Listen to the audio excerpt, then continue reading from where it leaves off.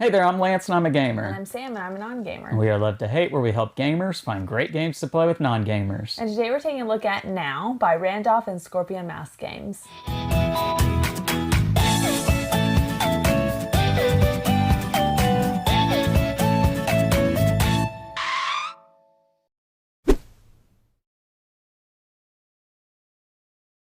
Now is a game for 3 to 8 players. It takes place in about 15 minutes and it's ages 8 and up. And with this particular game, you are going to have a deck of cards that you will shuffle up. Each player has their own deck and they're all different. They're all going to have different numbers in your deck. No number repeats itself anywhere within the different decks that the players have. And you won't take a look at any of the cards in your hand. You'll hold the whole deck in one hand and you'll flip over the top card, looking at it secretly to yourself and deciding whether or not you want to play that card for that round or if you want to discard that card. So what are you playing these cards for? There's going to be another deck of cards in the center of the table. 3 will be flipped out for every round, and on those cards are going to be different numbers, along with different tally marks of blue and tally marks of red, which those are going to represent points that you are trying to bid for. Now, the object in this game is to wisely pick the card from your deck that you're going to use to bet for that round, and you're trying to get as close to the numbers of the cards that are available in the center of the table without going over. This is like Price is Right rules. You want to be as closest to the number without going over, and you might win multiple cards in the round if you're the person that's closest to more than one card. And you have to win the cards that you win. You can't decline a card that you win. So you claim these cards, and like I said, the tally marks are worth points, but the catch is that you want to have your points be either leaning all towards blue or all towards red, because your difference between the two of what you've gained by the end of the game is your point total. So for instance, if I had 7 tally marks of blue and 3 tally marks of red, then my total score is 4. So you want to try to make that be unbalanced. You want to lean further to blue or further to red to get as many points as you can in this game. And you play until all the bidding, all the cards that you're bidding for have been won out by all the different players. So that's the idea with this game. Now there's maybe 1 or 2 other rules in addition to that. There's a reshuffle card in the deck that lets you kind of reclaim all of your bidding cards that you've discarded, and you can shuffle up and begin anew, because once you get to your last card, you're kind of stuck with that card for the rest of the game. Yeah. So you have to be careful of burning through these cards. What did you think about this particular one, Sam? It was fun. It reminded me, and now I'm not going to be able to think of the game that it reminded me of.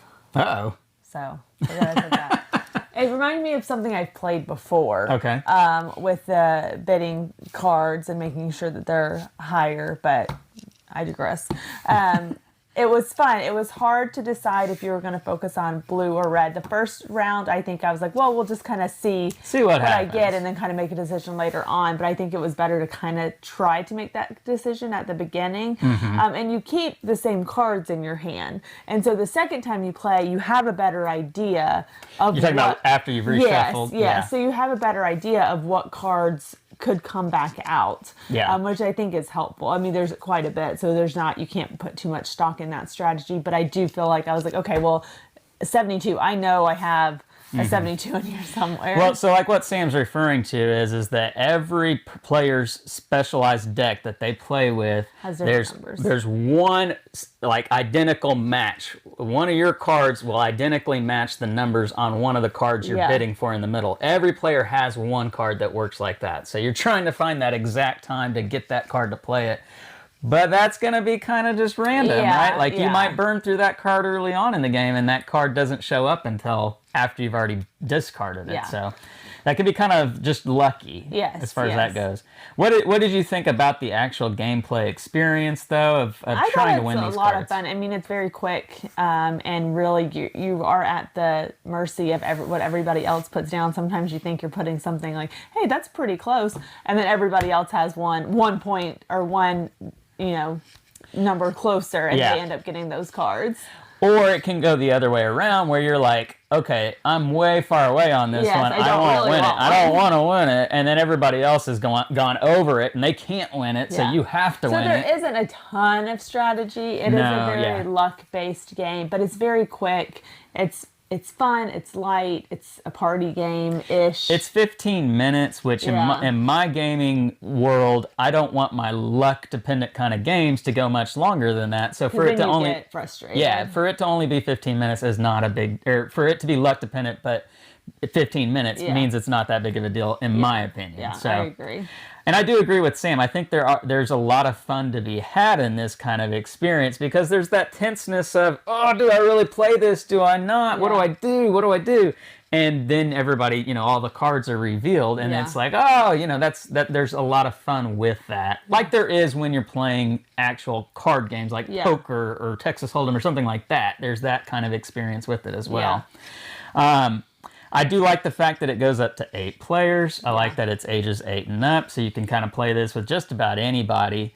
I'll tell you the one thing I'm not too fond of with this game is the name of the game is just very forgettable, right? Yeah. Like, now, okay, why is it even called that? I don't understand. Like, that just doesn't make any sense to me. Yeah. I will say, too, I'm not a huge fan. There's I think we counted. I can't remember what the number was, but our friend Jim counted how many cards that have the same amount of tally marks red and tally marks blues, so they cancel each other out. And I'm like, why? Why do we even... Well, so we determined that the only reason that those cards maybe exist is because the tiebreaker is whoever has the most tally marks blue and red combined. Yeah. So if you have a tie and you've gotten those cards, chances are you're going to win. Have a tie. But it's going to be pretty, how often do ties happen? Yeah. I don't know. Yeah. And even if they do happen, are you tying for first place? Like, that's even rarer. So, that's kind of like, why? Yeah, why? Why is that like that? So, I don't know, just some questionable things. I do like the insert for the game. I like the production of the game. I think everything about that's really nice. I definitely think it's one that we go to the lake. That's where we played with it this first time with lots of people, and I think that's a perfect game for that situation. I would agree with that. So, one you would recommend playing with non-gamers? Yeah, I think so. All right, well, there you have it. The game is Now. It is from Randolph and Scorpion Masque. Make sure to like and subscribe and push that bell button so you get notifications of all our new content. I'm Lance. I'm Sam. And we are Love to Hate, where we try to bridge the gap between gamers and non-gamers. We'll catch you next time.